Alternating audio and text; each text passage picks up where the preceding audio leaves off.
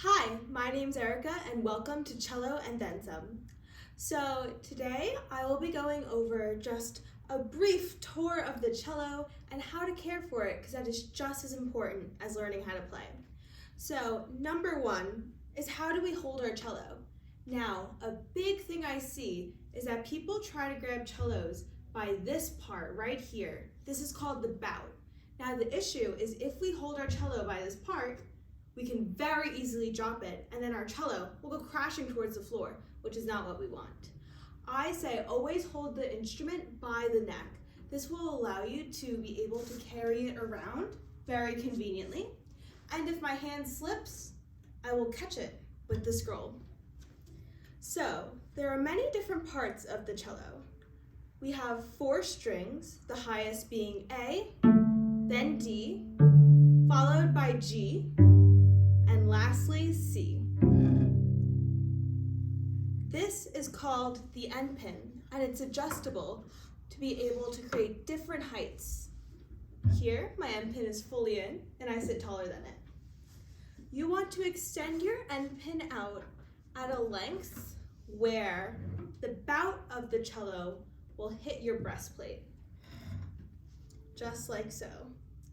Now, when we sit with our cellos, we want 2 feet, toes pointing forward, firmly planted, and we want our cello to be centered on our body.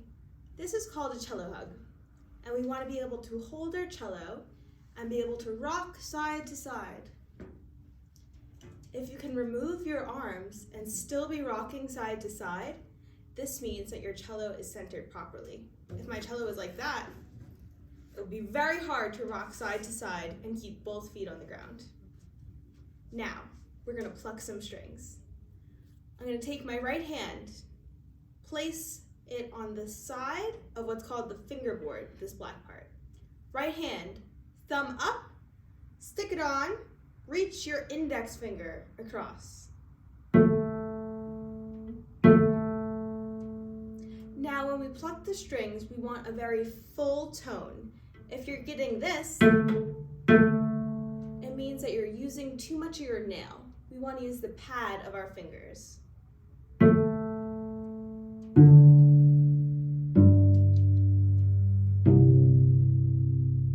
As we pluck, make sure you could fit a quarter in this C part of our hand. We always want C for cello. We don't want V for violin. C for cello.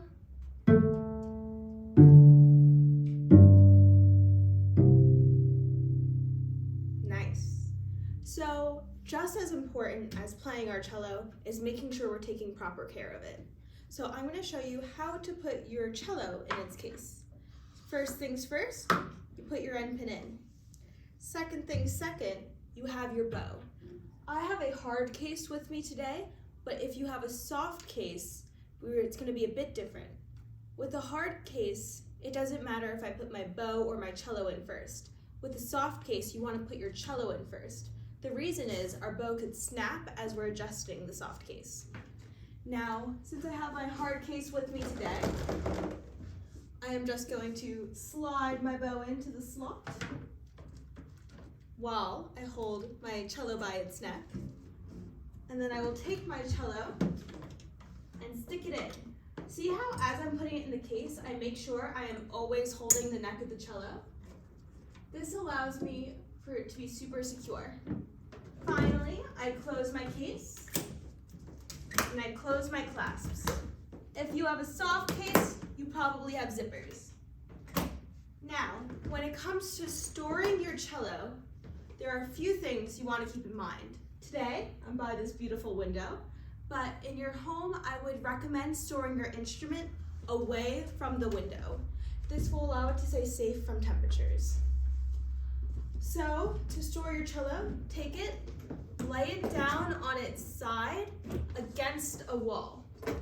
This will allow no one to bump into it, and if it falls, it'll probably be okay. We don't want to store our cello standing up, because if I knock into it, bad things could happen.